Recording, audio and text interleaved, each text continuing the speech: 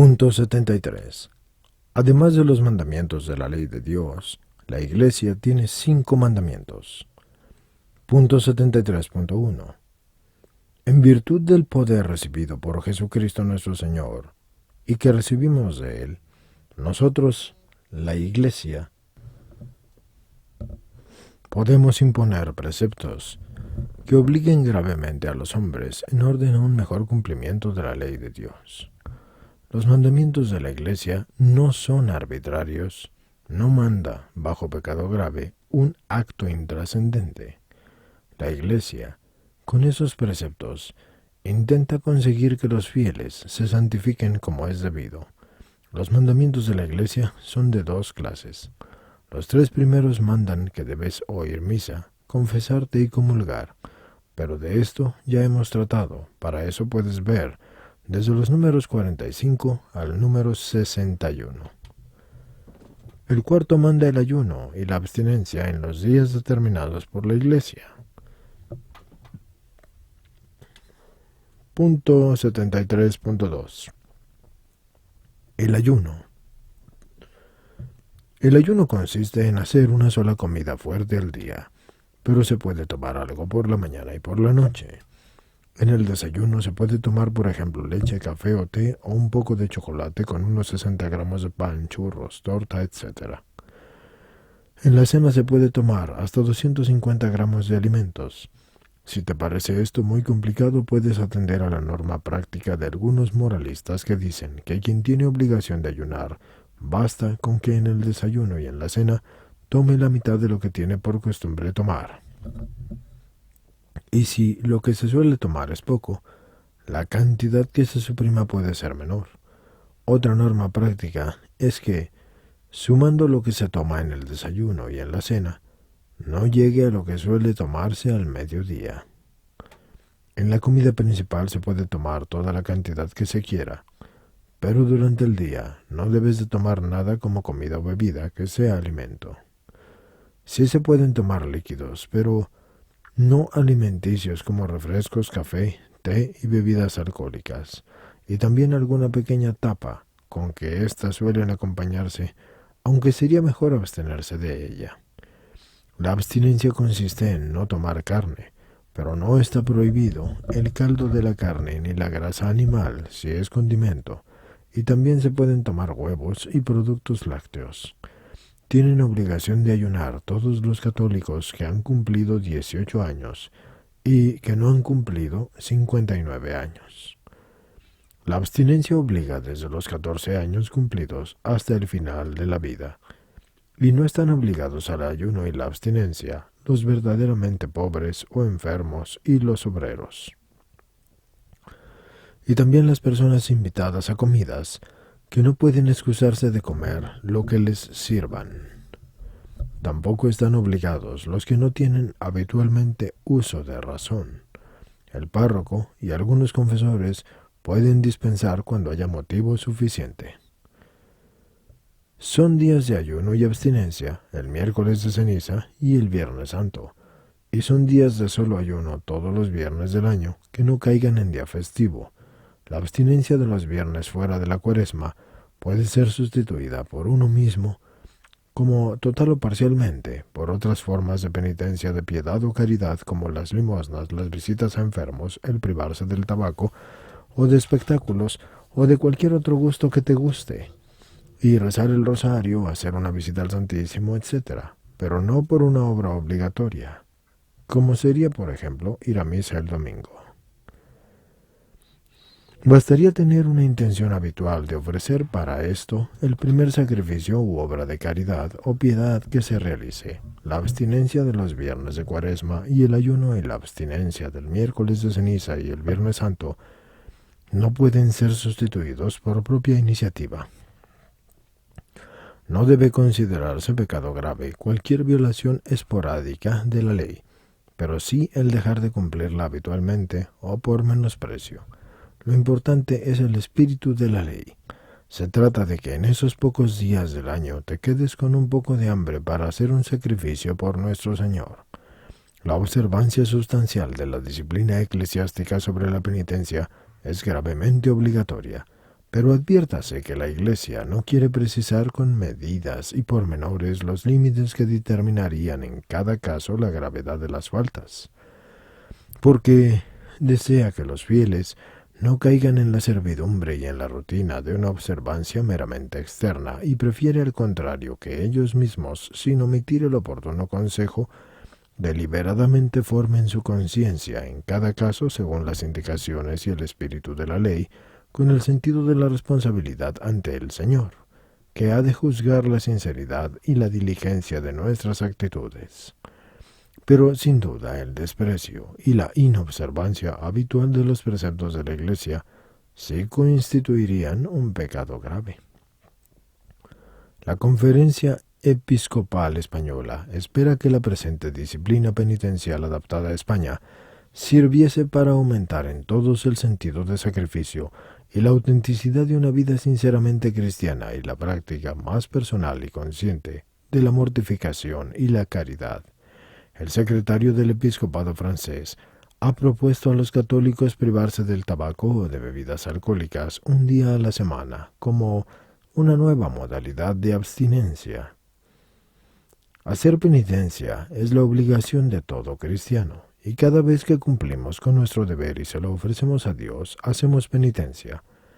Cuando en obsequio a Dios nos privamos de algo que nos gusta o hacemos algo que nos desagrada, hacemos penitencia. Cuando por Dios aceptamos la vida y sus dificultades, hacemos penitencia. Cuando también por Dios somos justos y luchamos contra las injusticias de la vida misma, ahí hacemos penitencia. Arrepentirnos de nuestros pecados y hacernos amigos de Dios también es hacer penitencia, porque la penitencia necesita de algo interior, y Dios conoce el corazón, no solo las obras externas. Además, Dios quiere el corazón. Si nuestra intención se detuviera en cumplir la ley y no ofrendarla a Dios, no haríamos penitencia. La primera y obligatoria penitencia que tenemos que hacer es cumplir la ley de Dios. Si no cumplimos lo que se nos manda, entonces no hacemos penitencia, y el principal lenguaje de un hombre son sus obras. Punto 73.3.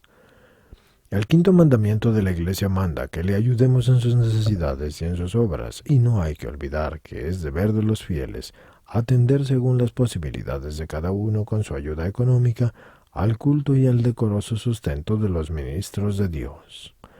Todos los bienes nosotros los hemos recibido de Dios. El contribuir con ellos para ayudar a la Iglesia en sus necesidades es una manera de agradecer a Dios lo que Él nos ha dado y rogarle que nos siga bendiciendo. Los sacerdotes han consagrado su vida a trabajar exclusivamente por el bien espiritual de los hombres.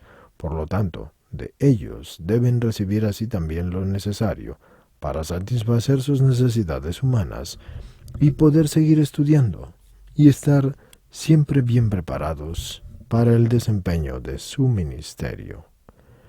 Dice el nuevo Código del Derecho Canónico que los fieles tienen el deber de ayudar a la Iglesia en sus necesidades, de modo que disponga de lo necesario para el culto divino y las obras apostólicas y de caridad y el conveniente sustento de los ministros. Los buenos católicos deben también contribuir al sostenimiento del seminario de la diócesis donde se están formando los futuros sacerdotes que han de atender a las almas. Todos hemos de sentir la Iglesia como propia. Es un deber de justicia ayudar a la Iglesia en todo lo relativo al apostolado, porque de la Iglesia recibimos el mayor bien que se puede recibir en este mundo, y son los medios para ir al cielo. La Iglesia necesita aquellos recursos que hacen posible el que pueda llevar adelante su función evangelizadora. Estos recursos tienen que provenir en su mayor parte de la misma comunidad eclesial. Si bien es justo que se reciban otras ayudas de los organismos encargados de tutelar el bien común, en la virtud de la contribución que la Iglesia realiza en acciones sociales que benefician a toda la comunidad.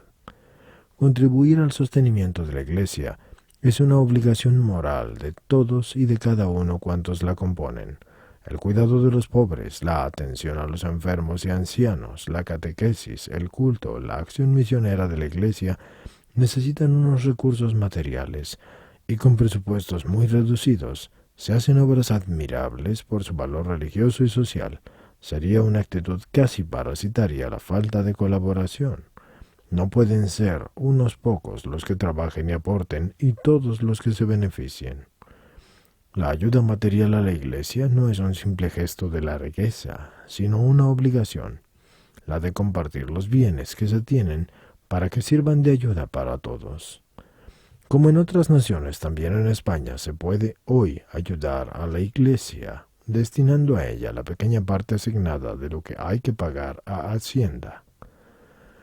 Nuestra colaboración a la Iglesia no debe limitarse a lo económico, debemos también prestar nuestra colaboración personal en la medida que nos sea posible.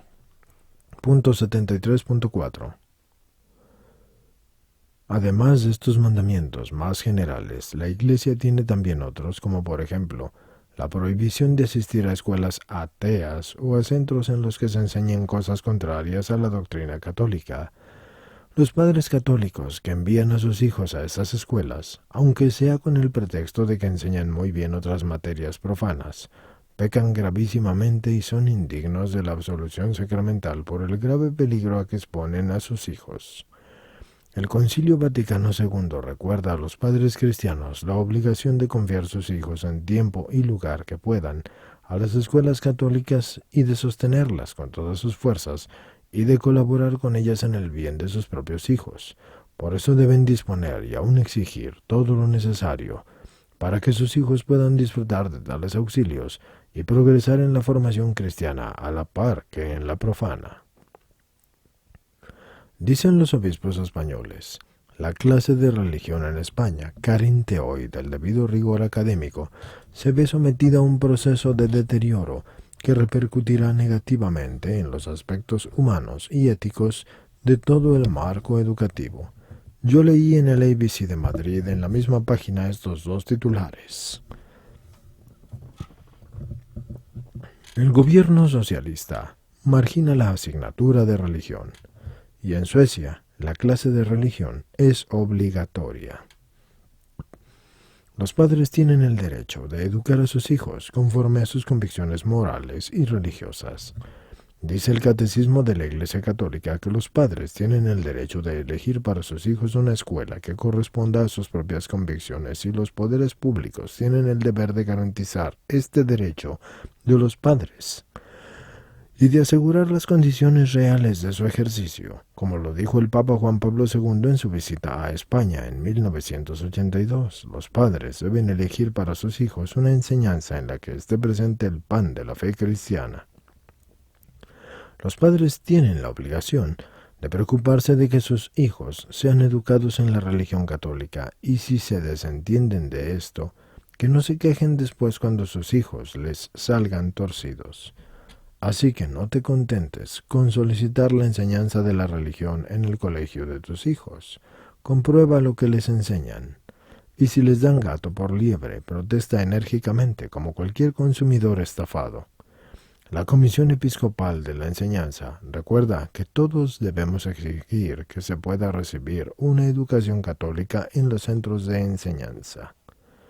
La formación religiosa católica en la escuela es un deber y un derecho, cuyo servicio está regulado por las leyes y cuya realización efectiva debe ser apoyada por toda la comunidad cristiana. Los obispos indican a los padres católicos el deber de inscribir a sus hijos en la asignatura de religión y moral católicas.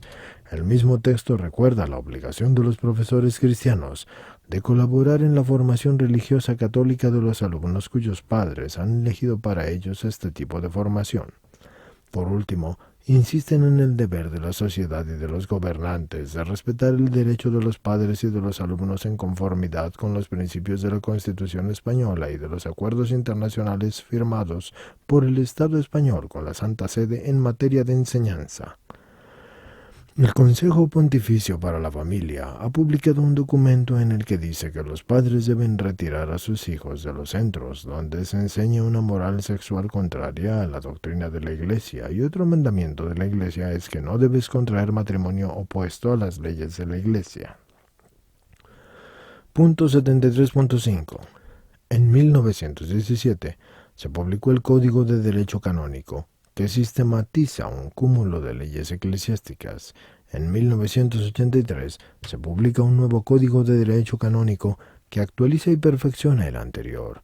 El estudio de esta reforma ha durado 25 años desde que lo inició Juan XXIII.